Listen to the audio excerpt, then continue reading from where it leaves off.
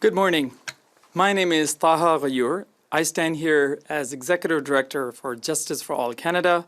I'm joined by a number of concerned Canadians, including Dr. Nadia Abu-Zahra, a professor at the School of International Development and Global Studies at the University of Toronto, Mohamed Abokasem, a Palestinian community leader, Imam Sikander Hashmi, the Executive Director of the Canadian Council of Imams, Hala Alshaer, a Gazan Canadian who has lost family members in the genocide in Gaza.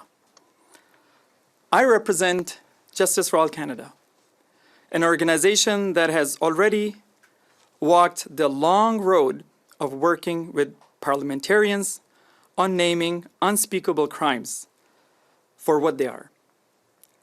We were there when the world averted its gaze from the Uyghurs. We were there when the world averted its gaze from the Rohingya. Alongside our partners, we pressed, we fought, and eventually Canada recognized those horrors as genocide, not because it was easy, not because it was fashionable, but because silence would have been a second crime. Today, we are here again, and the question before us is not abstract, it's not academic. It is the genocide in Gaza. It is the annihilation of families. It is the deliberate starvation of children.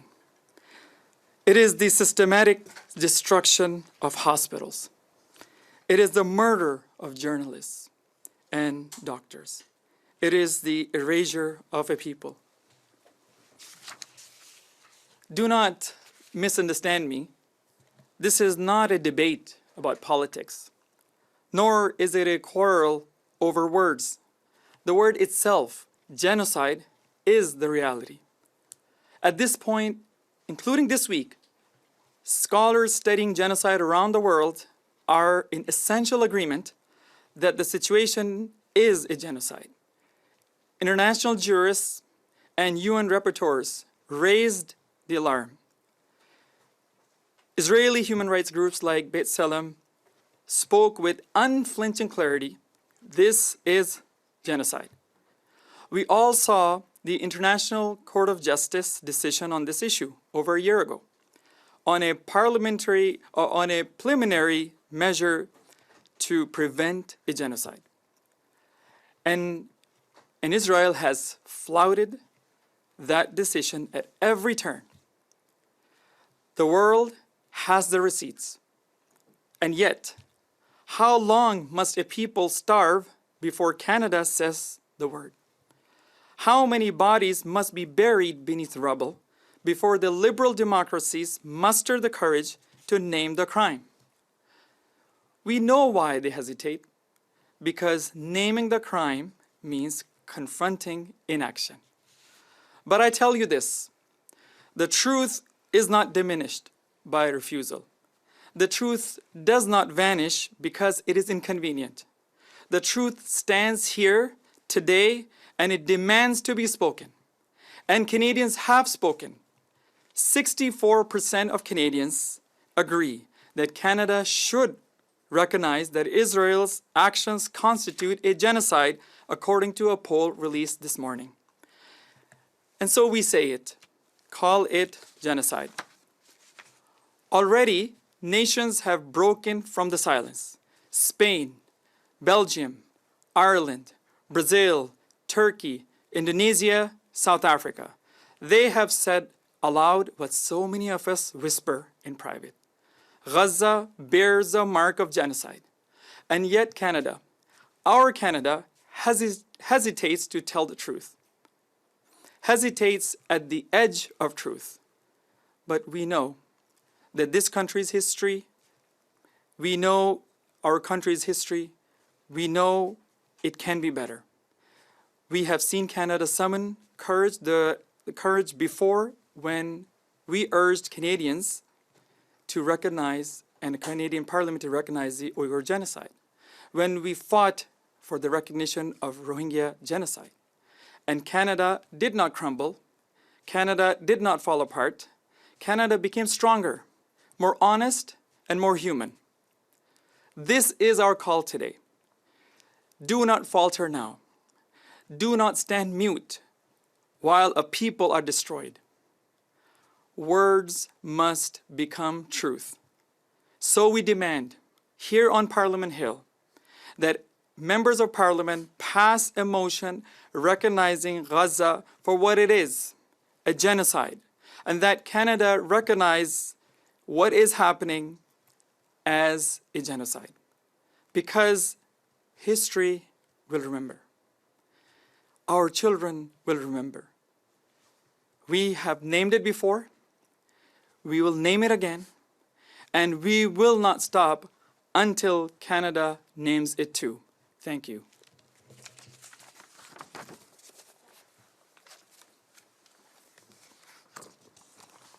My name is Nadia Abu-Zahra. I am a professor of international development and global studies at the University of Ottawa.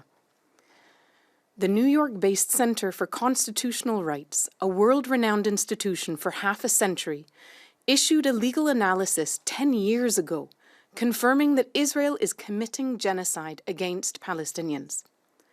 In November of 2023, United Nations Director Craig Mohamed resigned over the United Nations' failure to act against what he called a textbook case of genocide. Time magazine ran the story 2 years ago. Professors from Calgary, Ottawa, and cities from coast to coast have been issuing urgent calls for 2 years that a genocide is underway. This has been also confirmed by the Raphael Lemkin Institute, which is named after the person who coined the term genocide. Amnesty International last year released what they called damning findings. Both before and after the International Court of Justice ruling, Israel, I quote, persisted in committing genocidal acts with, I quote, genocidal intent. A year ago, United Nations experts issued a press release urging the world to call a genocide in Palestine. This summer, close to 40 of the world's most respected United Nations experts urgently called on all states of the world to call it a genocide. Special rapporteurs on the right to education, a healthy environment, freedom from slavery, the right to food, protection against gender-based violence, extreme poverty, the use of mercenaries, extrajudicial executions, racism, and virtually every special rapporteur from the United Nations on every right and freedom in the world have united to urge countries to act to stop Israel from continuing a genocide in Palestine. These experts ask why countries are wasting time debating terminology while Israel is, in their words, annihilating the Palestinian population. Israeli generals admit that they are starving Palestinians, as reported in the New York Times. Israeli writer David Grossman now calls it a genocide. Israeli human rights organizations are now issuing reports declaring it a genocide. They call it our genocide. As one legal analyst wrote in the Guardian newspaper, this is 21 months after Palestinians have been screaming that from under the rubble. German Chancellor calls the genocide incomprehensible and is ending German weapons exports to Israel, $500 million worth of weapons later. At Boston University, a consortium of human rights centers at universities and colleges from all over the world, and including Yale, Cornell, Pretoria, and other law schools and human rights centers, released the results of an objective, methodological, and detailed analysis, in their words. Their answer is yes, Israel is committing genocide. The world's top scholars on genocide, leading academics who have spent their lives and their careers devoted to studying genocide have overwhelming consensus that Israel is committing genocide. They have issued their findings for people and for countries who would listen and act. The Emperor has no clothes, but Canada insists he is wearing Hugo Boss. Canada is not just an ostrich with her head in the sand. This ostrich has an elongated beak, and the head is not in the sand, but in the Earth's core. It is time for a unanimous motion in the Parliament of Canada to assert and to acknowledge that Israel is indeed committing genocide in Palestine.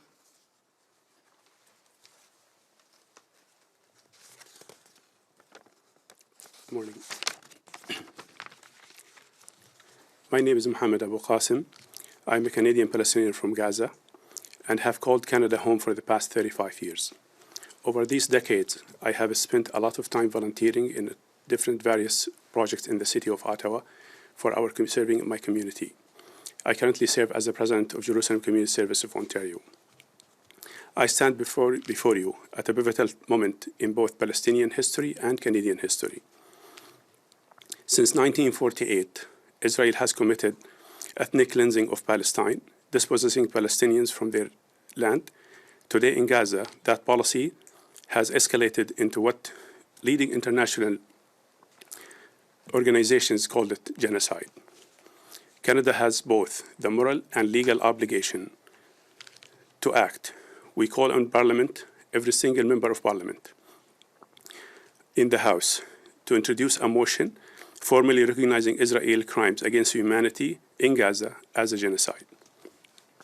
This is a position that has been shared, as my colleague reported earlier, by many scholars and organizations around the globe. Some of our fellow Canadians think Gaza issue is far away from them.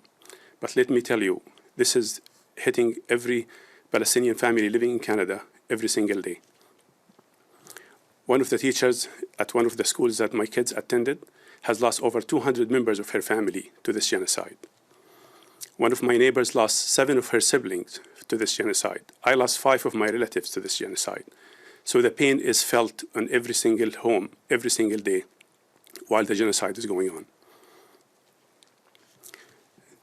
Recognition of the genocide, calling it for what it is, we ask the Canadian government also to accompany that by concrete steps, including a two-way permanent arms embargo, support for accountability at the ICJ and the ICC, guaranteed unrestricted humanitarian access to Gaza. The time to act is now. Thank you.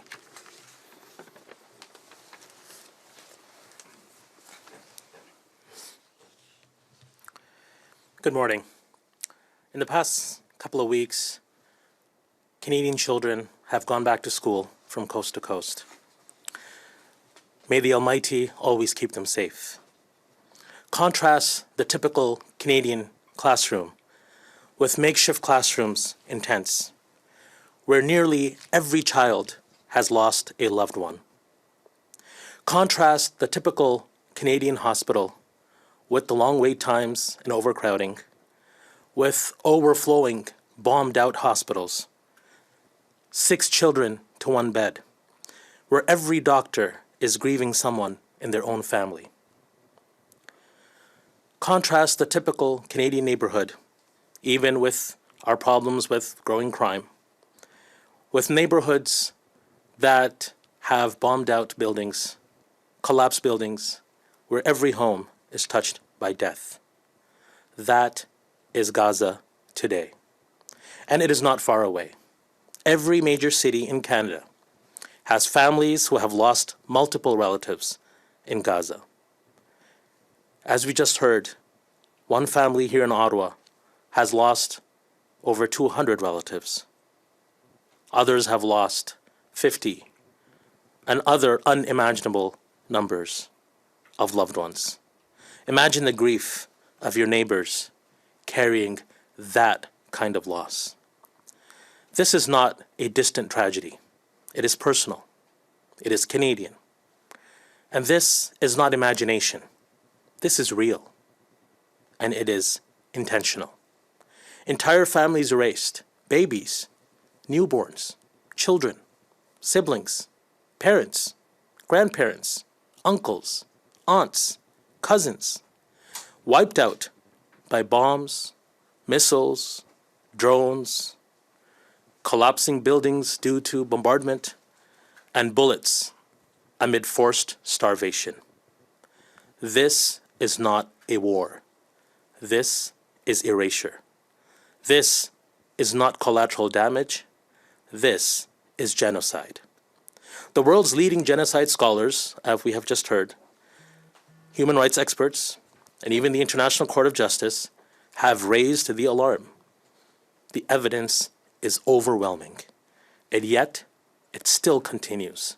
Today, right now, on my watch, on your watch, on our watch. History will ask, what did Canada do? What did we do? Let it be said that we recognized the truth, that Canada recognized the truth. I call on the Prime Minister, Leader of the Opposition, party leaders, cabinet ministers, members of Parliament, to recognize what is unfolding before the world's eyes for what it is, the genocide in Gaza. Call it genocide. Thank you.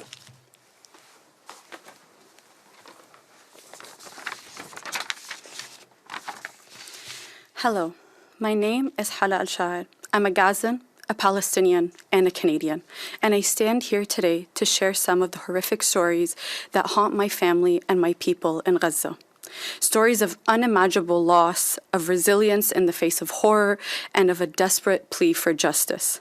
For nearly a year now, the world has watched as Israel wages a relentless war on Gaza, an assault that has killed tens of thousands of innocent people, including thousands of children, displaced millions, and flattened entire communities to rubble. This is not just a war on Gaza, this is a genocide. A systematic erasure of people, their homes, and their hopes. And yet, Canada, my second home, has not yet named it for what it is. Today, I ask our government, how many more must Israel kill before we act?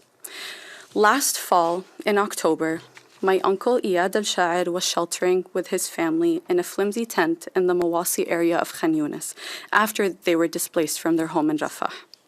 His 9-year-old son, my cousin Omar, was freezing in the tent and asked his dad for more blankets as a result of Israel's illegal blockade that is now a luxury that you are not able to find easily in the Mawasi area. So Ammu Iyad joined 10 other men who were also looking for items to keep their family warm on a long walk back to Rafah to bring back as many blankets from their abandoned homes as they could. While they were walking, an Israeli airstrike struck them without warning, killing them all. An Israeli airstrike blew up my uncle for the sole crime of trying to keep his 9-year-old baby warm. Doesn't every child have a right to stay warm without the fear of losing their father? In July of this year, my cousin, Mohamed Abokasem, was walking to a Gaza Humanitarian Foundation facility, trying to secure whatever aid he could for his wife and their 4 young children. My cousins warned him not to go, as this Israeli-backed foundation was increasingly becoming known to be a slaughterhouse for Palestinians. But he was so desperate to provide for his daughters that he took the risk. Israeli snipers shot him multiple times, killing him instantly. My cousin Mohammed was killed for the crime of trying to feed his family. These stories are not accidents. They are not mistakes. They are part of a pattern that shows us that in Gaza, the very act of keeping your children warm or trying to feed your family has been turned into a crime that is punishable by death. These are genocidal acts, and it is time for Canada to recognize them as such. It is time to take harsher measures against Israel, to hold them accountable on the world stage. We must also ensure that the Gaza Special Measures TRV program is taken more seriously and not as a token gesture, but as a lifeline. Open the doors wider. Bring more genocide survivors to safety in Canada where they can rebuild without the shadow of bombs. It is also time for Canada to no longer to take the overdue step of recognizing the state of Palestine. Recognition is not just a diplomatic gesture. It is a statement of principle that Palestinians too deserve the dignity of statehood, the right to safety, and the chance to live. I stand here as a Canadian who believes our country can lead with courage, with compassion, and with clarity. We owe it to the memory of Ammu Iyad, we owe it to my cousin Mohamed, and we owe it to little Omar and all the children of Gaza who deserve to grow up without fearing that their hunger or their cold will cost them their parents' lives.